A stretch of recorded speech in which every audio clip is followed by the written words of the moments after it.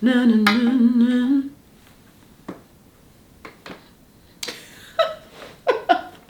What up, y'all? We got a lot to cover, but I'm gonna try to keep it quick. I took notes this time around. Welcome to week 11? 12.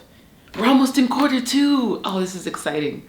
Yeah, I'm feeling all the things. I don't know about you, but this is like, I was just doing a coaching call with my mastermind yesterday, and I was asking them, like, how are you going to treat April? Is it going to be your second chance at a January? Because obviously January, for a lot of reasons, and for many people, it just ain't it. There's too many outside pressures to like have everything figured out for the year, have all your goals set and written, and we don't really give ourselves that space to actually breathe into what we want, because December is all about the holidays and family and travel and traveling to family for the holidays. So yeah, January is kind of like playing catch up on your sanity. So not many people can create or dream from a place of chaos. So I hope wherever you are at, I hope you give yourself an opportunity to let April be your January part 2, in case you're feeling that way. All right, what I did this week. Oh my gosh, Love is Blind reunion. Okay, I experimented with, that word again, experimented with a real-time reaction of watching the reunion. I recorded about 40 minutes of myself throughout the reunion, which was an hour and a half, and I condensed it to like the top 12 minutes or top 10 minutes of just reactions to like the most pivotal moments. And it's messy. When I posted it, I cut out a lot because I was like, how much of my humanity do I want people to see? At the end of the day, the internet is forever. And I'm like, I was being kind of harsh to some people.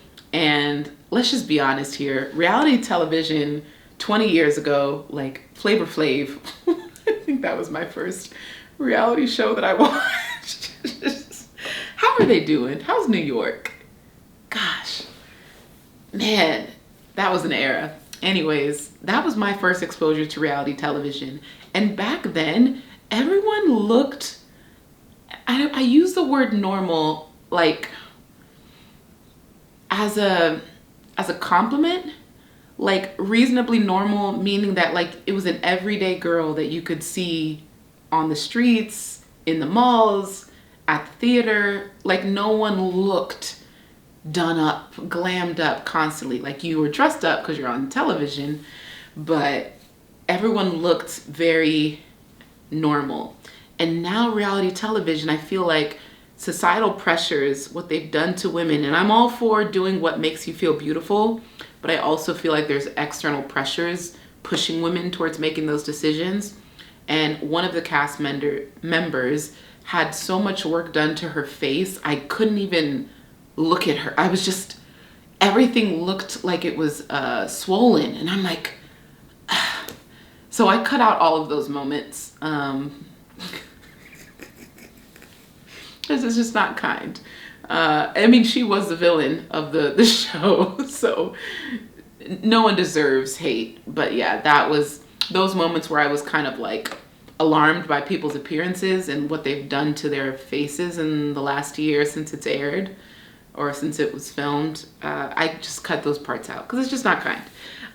But it just goes to show that like the people that will be casted, like if they're looking like this now, imagine in another 20 years, what Gen Z is gonna feel, or what's after Gen Z, Gen A, what they're gonna feel pressured to look like or do to their faces because they're given this message that how they are naturally born is not enough.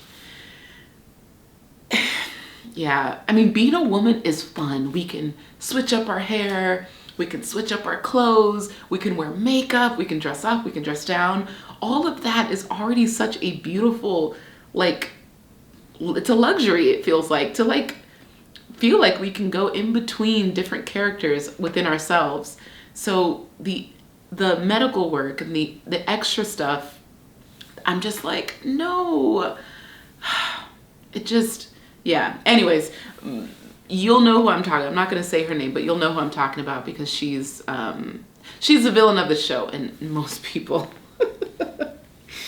Other comments were already made. Okay, so that aside, reunion happened. What else did I do? I'm looking at my Apple Watch because I texted myself notes this time because I want to just be like packing. I have packed for the next continent. I'm heading to Asia. I feel like this is the most efficient I've ever packed. I have like 7 pants and 6 jumpers and 2 swimsuits. And I just have like and it's under the weight limit. Stefan got me the little weight thingy. I'm no longer traveling carry-on. That was what I did before Stefan, or after my nomadic years and before my Stefan years. I had to travel on a carry-on period where it was just travel on. A travel period where it was just carry-on. And that was so freeing and easy because it made you just you just packed for the week and then you just kind of washed, rinsed, and repeated. But now I'm like, ooh, I have options. I can like bring a classy dress for a fancy event. I can bring, it just feels really nice to have range now. And ever since I worked with a stylist in February, she just showed me different ways that I could pair what I already have as well. So that has been fun.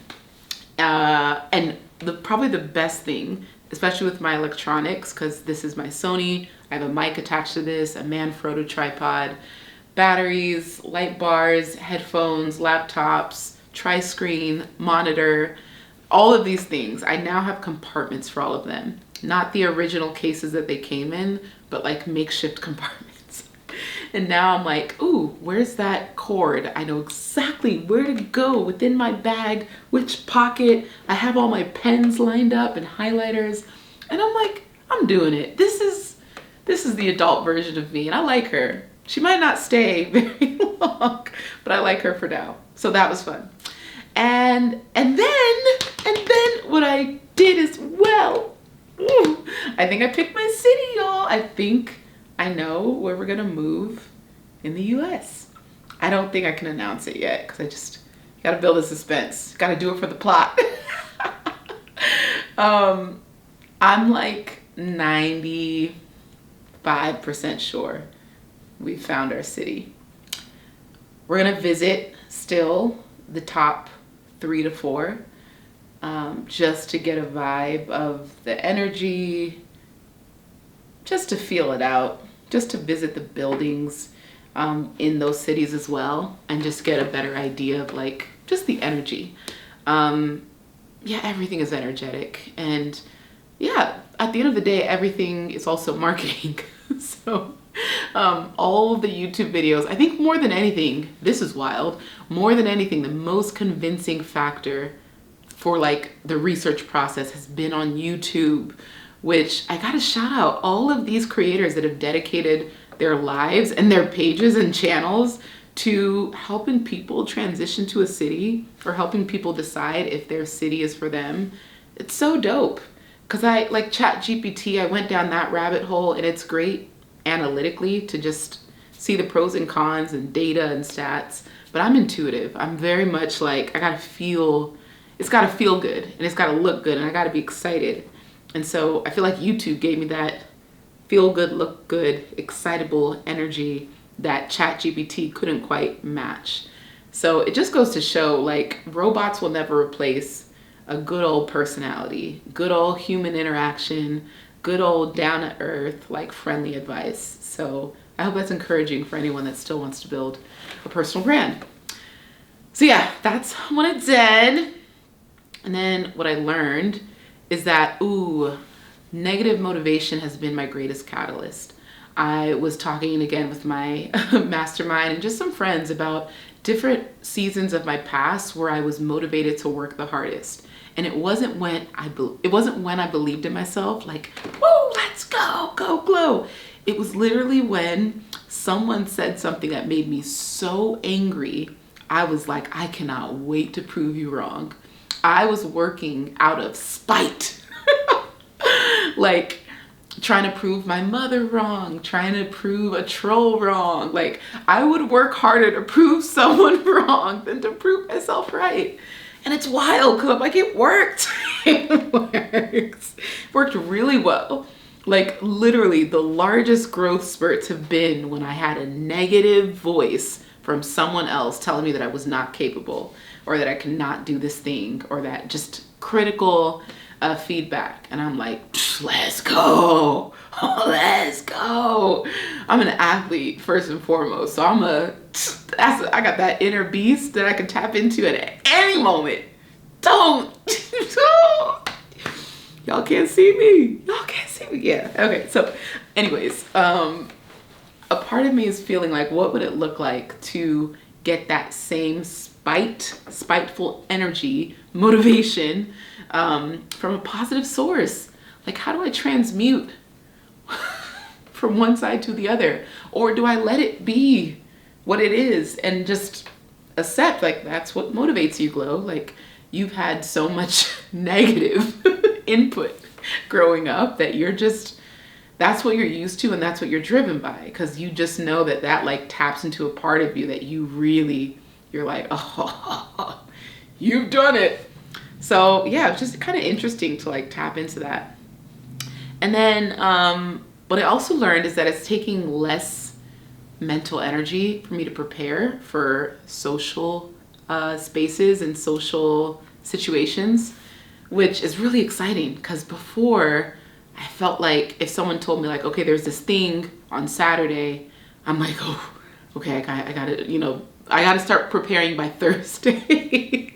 I gotta start like really self-care, doubling down on self-care by Thursday. Like I need that 48 hours of buffer just to feel like I built enough of a safety cushion for whatever random energy could come my way on Saturday. And you don't always get that 48-hour buffer, and you don't always want to feel like you have to stop whatever it is your plans were to prepare for something else. And there used to be this version of me that would just go with the flow. I mean, I literally was traveling on one-way tickets for 8 years, never really having a plan beyond next week. Just kind of like, we'll see what happens, la, la, la, putting myself in the most chaotic and unfamiliar spaces constantly. Like I would seek that out. And so it feels almost like so opposite to be in this space where I'm like, ugh. And I know why. Like, it's because I've experienced like a few crazy encounters, not just from like strangers, but from kind of like confused people. I'll call them confused, because when someone isn't aware of their own triggers and even their envy for someone else, it projects and comes out in a very interesting way. So just working through that has been interesting. So yeah, that's what I learned. And then last, what I put annoyed. I felt annoyed. I feel like, so there's this customer service chat that it's been going on for I don't know how much longer, because I refuse to call the number. I'm like, I know that you all have reps that can chat through text. I will not call. And so I figured out a way to like hack the bot. Like you just have to ask, can I speak to a representative consecutively 9 times? And by that 9th time, they like connect you within 2 seconds. And I'm like, because before I was doing, can I speak to a representative? And then it sent me the spiel of like, well, actually on the website, you can, well, if you call this number, and I'm like, okay, I went on the website. I can't do it through the website. That's why I'm here. And the number, like I've had experiences with your customer service on the phone. I don't have an hour to just go through the waiting and all that. So I kept trying to find loopholes in the AI bot. And then finally, I'm just gonna literally say the same thing until it breaks the system. And by question number 9, it broke the system. And I was like, well, I'll be damned. Persistence is everything. Yay! Okay, so this is the last video you will have from me from Bosnia. I think I said that last time, but for real this time, because gosh, my flight's in 3 hours. I gotta get going. I got things to do. I got places to be, stuff to repack. It's gonna be an exciting month ahead. Very excited.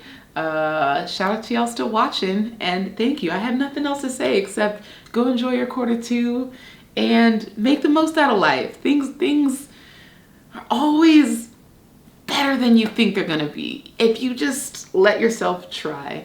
One of my favorite things that I said on Threads this week is you don't have to get it right, you just have to get it going.